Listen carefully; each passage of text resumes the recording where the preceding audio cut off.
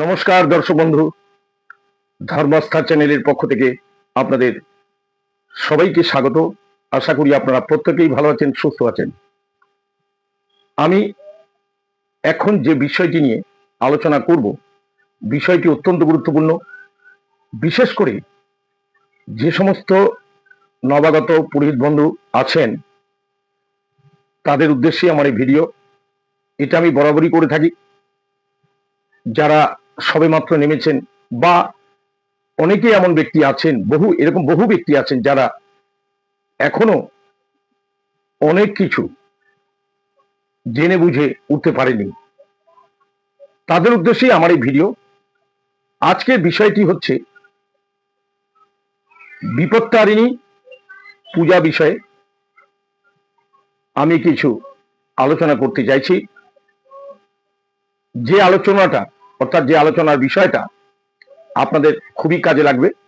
Video ছেড়ে কোথাও যাবেন না, ভিডিওটি মন দিয়ে দেখবেন।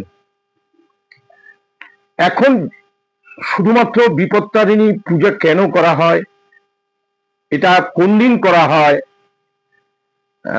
13টা ফল দিয়ে কেন পুজো করা হয়, বা 13টা গ্রন্থি কেন দেয়া হয়, ইত্যাদি বিষয় নিয়ে। এটা বিপত্তারিণী পূজা বিষয়ে আমার প্রথম ভিডিও। দ্বিতীয় ভিডিওতে আমি আলোচনা করব ডোর বাঁধার মন্ত্র। বিপত্তারিণী পুজো হলে যে ডোর বাঁধতে হয়, সেই ডোর বাঁধার মন্ত্রটা, তার ধ্যান মন্ত্র, তার স্বস্তিবাচন প্রক্রিয়া এবং পুষ্পাঞ্জলি ইত্যাদি বিষয় নিয়ে আমি অবশ্যই আলোচনা করব এর পরের ভিডিওতে। আমি মাঝে মধ্যে ভিডিও করতে পারি না, আপনারা জানেন, কিন্তু সেটা নানান কারণে হয়, যার ফলে আমি দুঃখিত, নিয়মিত ভিডিও ছাড়তে পারি না। যাই হোক, আসল বিষয় আছি। বিপত্তারিণী দুর্গাপূজা, এটা আমরা দুর্গারই একটি প্রতীকী। আমরা অঞ্জলির শেষে আমরা কি বলি? বিপত্তারিণী দুর্গাদেব্যই নমঃ। সুতরাং এই বিষয়ে কোনো সন্দেহ নেই যে উনি দুর্গা। বাঙালি সনাতনী হিন্দুগণের অন্যতম উপাস্য দেবী হচ্ছে বিপত্তারিণী দেবী।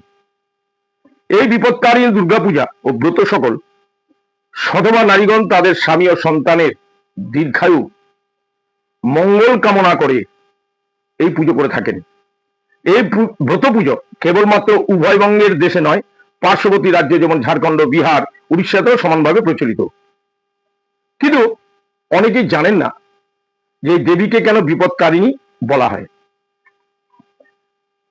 অনেকেই জানেন যে মার্কণ্ডেয় পুরাণে বর্ণিত সপ্তশতী চণ্ডীর শ্লোক বাক্য অনুযায়ী কৃষ্ণ বর্ণা কৌশিকী দেবী মহাচ্ছন্ন শুম্ভাসুরকে অদ্বৈত জ্ঞান দান করেছিলেন।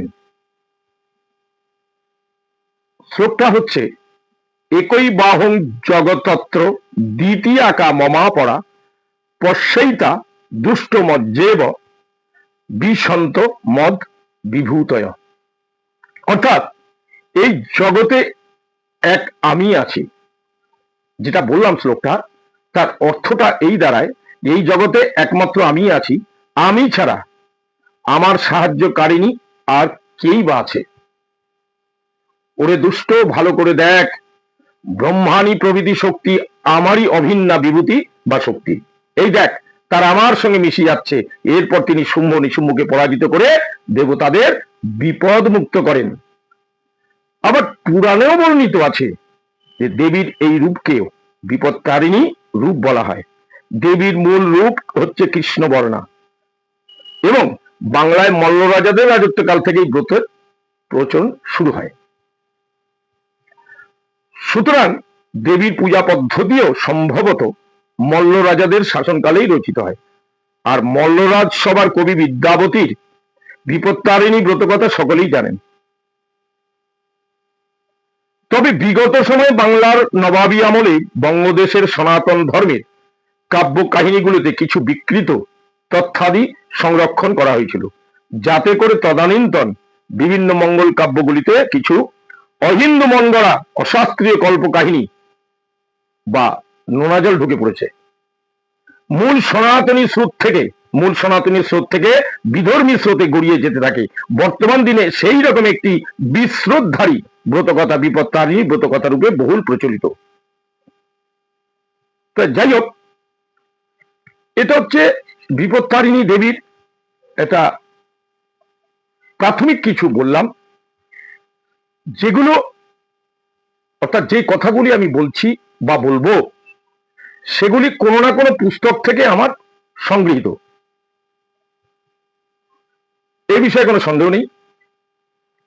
তারপরে যে ব্যাপারটি আছে ধ্যান, এই ধ্যান নিয়ে বিপত্তারিণীর ধ্যান নিয়ে অনেক মতান্তর আছে।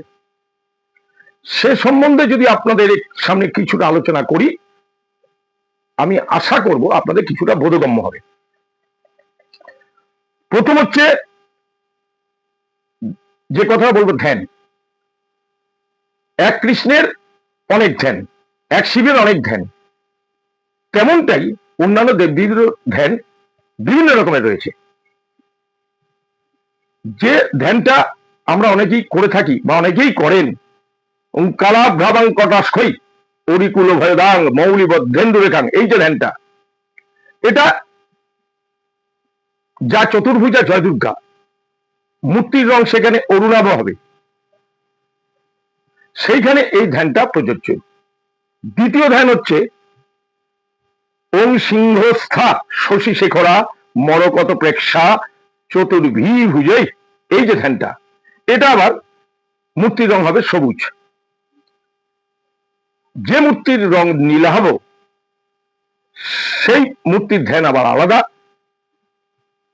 কিন্তু যে আরেকটি ধ্যানের কথা বলবো, ওং করাল বদনাং ঘোরাং নানালঙ্কার ভূষিতাং মুকুটাগ্র লসশ্চন্দ্র লেখাং দিগ্বসনান্বিতাং দিগ্বসনান্বিতাং খর্গ খর্পর যুক্তাঞ্চ মুন্ড চর্মং বরান্বিতম মুক্তাহার লতা রাজং পিনন্নত ঘটস্থনীম।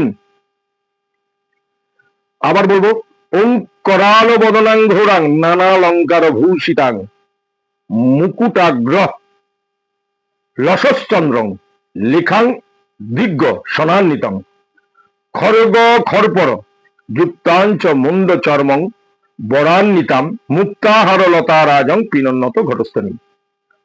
এই যে আমি একটা চিরকুট দেখে বলছি, আমাকে একটা কাগজে পরপর কিছুটা লিখে নিতে হয়, তারপরেই বলতে হয়। যাই হোক, এই যে লাস্টের ধ্যানটা বললাম, এইটি হচ্ছে দেবী কালী রূপিণী, চতুর্ভুজা দেবী, সেইখানে এই ধ্যানটা প্রযোজ্য। মূল মন্ত্র, পূজার যে মূল মন্ত্রটা হবে ওং হ্রিং বিপত্তারিণী দুর্গা ওই নমঃ, এটা হচ্ছে পূজার মূল মন্ত্র। আরেকটা কথা যেটা বলবো, এই দেবীর পূজার যে নিয়ম, সে নিয়মটা হচ্ছে যেটা প্রত্যেকটা উপকরণ 13টি। যেমন দেবীর পূজায় 13 গ্রন্থি যুক্ত ডোর এবং 13 পরিমাণে ফল, অর্থাৎ 13টা ফল মিষ্টি, এ সমস্ত যে দিতে হয় সেটা আমরা কিন্তু সকলেই জানি।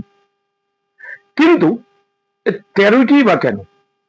সেখানে তো 12টা 14টা 15টা ইত্যাদি যে আরো অন্য যে কোনো সংখ্যা হতে পারত। যাই হোক, তার কারণ হচ্ছে জেনে রাখুন, দেবীর 13 জন পার্শ্ব দেবী আছেন, দেবীর 13 জন পার্শ্ব দেবী আছেন। তাই সেই 13 জন দেবীর শুভাশিস কামনায় 13 রকম বস্তু দ্বারা দেবীর ব্রতের বিধান। তার মধ্যে যেটা বলবো, এই 13 যে পার্শ্ব দেবী, অর্থাৎ 13 জন যে পার্শ্ব দেবী, তার প্রমাণটা কি? জয়া বিজয়া চ ক্ষেমঙ্করী সুভদ্রা মঙ্গলা শঙ্করী কালিকা কপালিনী চ দুর্গা রুদ্রাণী ত্রিপুটা তারিণী জগদম্বা মাতৃকা। এই 13 জন, এই 13 জন দেবীকে 13টি উপকরণ দিয়ে তাদের আশীর্বাদ কামনাই হচ্ছে এই ব্রতের উদ্দেশ্য। অর্থাৎ 13টা ফল, 13টা গ্রন্থি, এগুলো কেন? এই 13 জন পার্শ্বদেবী আছেন, এই বিপত্তারিণী দেবীর 13 জন পার্শ্বদেবী আছেন। সেই পার্শ্বদেবী প্রত্যেকের নাম আমি সংস্কৃত শ্লোকের মাধ্যমে বললাম। এখন যেটা আলোচনা করব মূল, সেটা হচ্ছে এই ব্রতের সময়কালটা কি। পুরাণোক্ত বিধি অনুসারে আষাঢ়স্য শীতে পক্ষে দ্বিতীয়া পরং মুনে পূর্বং দশম্যান্ত মধ্যে শনি ভৌম দিনে তথা, অর্থাৎ চান্দ্র আষাঢ় মাসের শুক্লা তৃতীয়া হতে নবমী পর্যন্ত যে কোনো তিথিতে শনি বা মঙ্গলবারে এই ব্রতের কর্তব্য। এই পুজো করার পরে যেটা করতে হয়, নারী পুরুষ নির্বিশেষে 13টি গ্রন্থিযুক্ত দুর্বান্বিত রক্তবর্ণ ডোর ডান হাতে বাঁধতে হয়। অনেকের একটা ভ্রান্ত ধারণা আছে যে পুরুষ মাত্রই ডান হাত আর মহিলা হলে বাম হাত। এটা সর্বক্ষেত্রে ব্যাপারটা কিন্তু ঠিক নয়। কিন্তু আমরা বিয়ের ক্ষেত্রে যে মঙ্গলসূত্র যে বাঁধি, সেক্ষেত্রে কিন্তু পুরুষের হলে ডান হাতে বাঁধি, কিন্তু স্ত্রী লোকের হলে বাম হাতে বাঁধি। কিন্তু প্রত্যেকটা বিষয় কিন্তু নিয়ম কিন্তু এক নয়। এই বিপত্তারিণী দেবীর যে 13 গ্রন্থিযুক্ত যে রক্তবর্ণের যে ডোর, সেটা সবসময় ডান হাতে বাধ্য হয়, সেটা পুরুষ হোক আর স্ত্রী হোক। আরেকটা কথা বলবো, যেটা গুরুত্বপূর্ণ কথা, দেখবেন অনেক সময় বিপত্তারিণী ব্রতের সময়কালে অম্বুবাচী পড়ে যায়, তাতে কিন্তু ব্রত আটকাবে না, সেক্ষেত্রে ব্রত পালন কিন্তু বন্ধ হবে না। তার প্রমাণ হচ্ছে পৃথ্বী ঋতুমতিং বিক্ষ সহস্রং যদি নিত্য সহ তদাবধি স্বসিদ্ধন্ত হত স্ফীতি তলং বিশেষ। পৃথ্বী ঋতুমতিং বিক্ষ সহস্রং যদি নিত্য সহ জপে দেকাগ্র মনসা কুল পূজারত সুধী আষাঢ়েশ দিনং যাবৎ বাকপতির ভবতী ধ্রুবম। এই যে দুটো আমি শ্লোক উদ্ধৃত করলাম, অর্থাৎ আপনাদের সামনে ব্যক্ত করলাম, সেটা হচ্ছে আষাঢ়ের দিনে যখন পৃথিবী ঋতুমতী হন, তথাপি নিত্যব্রত জপ কুল দেবতাদের পূজা একাগ্র চিত্তে করতে হবে, তা বন্ধ হবে না। সুতরাং এটা নিশ্চিত যে মুখ্য চন্দ্র আষাঢ়ের শুক্লপক্ষের দ্বিতীয়া তিথি উপান্তর দশমী তিথির মধ্যে শনি অথবা মঙ্গলবারে দেবী বিপত্তারিণীর ব্রত পালন অবশ্যই করতে হবে। এটা শাস্ত্রীয় বিধি। যাই হোক, এই বিপত্তারিণী পুজো করতে হয়, অর্থাৎ যারা বিপত্তারিণী পুজো করবেন তাদের উদ্দেশ্যেই বলছি এই কথাগুলো, বা যারা পুরোহিত বন্ধু আছেন অবশ্য তাদের তো দরকারই। বিপত্তারিণী পুজো যারা করবেন অবশ্যই আগের দিন সংযম করবেন, নিরামিষ খেয়ে বা ফলাহার করে, যাই হোক সেটা শুদ্ধাচারে সেটা সংযম করতে হবে। তারপরের দিন এই পুজোর ব্যবস্থা। অনেকে বাড়িতে ঘটে করেন, অনেকে ফটোতে পুজো করেন, অনেকে আবার মূর্তি দিয়েও পুজো করেন। যেখানে যেরকম ব্যবস্থা ঠিক সেই মতোই পুজো করতে হবে। আজ তাহলে এখানেই শেষ করব। আশা করি বিষয়টি ভালো লাগবে। মনে করে চ্যানেলটি অন্তত সাবস্ক্রাইব করবেন, সেখানে কোনো কার্পণ্যতা করবেন না। আপনার একটা সাবস্ক্রাইব বা আপনার একটা লাইক, আপনার একটা কমেন্টস আমাকে নিত্য নতুন ভিডিও করতে অনেক বেশি উৎসাহিত করবে। যদি কোনো ভুল ত্রুটি থেকে থাকে তাহলে ত্রুটি মার্জনা করবেন। আগেই বলেছি, এই বিপত্তারিণী দুর্গাপূজা অনেকে এটা ষোড়শোপচারে পুজো করেন, অনেকে আবার পঞ্চোপচারে করেন, অনেকে দশোপচারে করেন। যেখানে যেরকম বিধি ব্যবস্থা সেখানে সেরকম করতে হবে। যাই হোক, বিষয়টি অন্যকে শেয়ার করার চেষ্টা করবেন। এর পরের যে ভিডিওটা আনবো সেটা হচ্ছে বিপত্তারিণী দেবীর পূজা বিষয়ে ধ্যান, স্বস্তিবাচন, সংকল্প, পুষ্পাঞ্জলি কিভাবে দেবেন, কত সহজ উপায় দেবেন, সেই বিষয় নিয়ে আমি অবশ্যই আলোচনা করব। তাহলে একটা কথা বলে রাখি, বাজারে অনেক রকমের বই আছে, অনেক পাতলা চটি বই আছে, বা অন্যান্য বিভিন্ন টাইপের বই আছে, কিন্তু ইদানিং যে বইগুলো বেরিয়েছে আমার মনে হয় নবাগত পুরোহিত বন্ধুদের ক্ষেত্রে অনেক অনেক বেশি সুবিধাজনক সেই সমস্ত বই।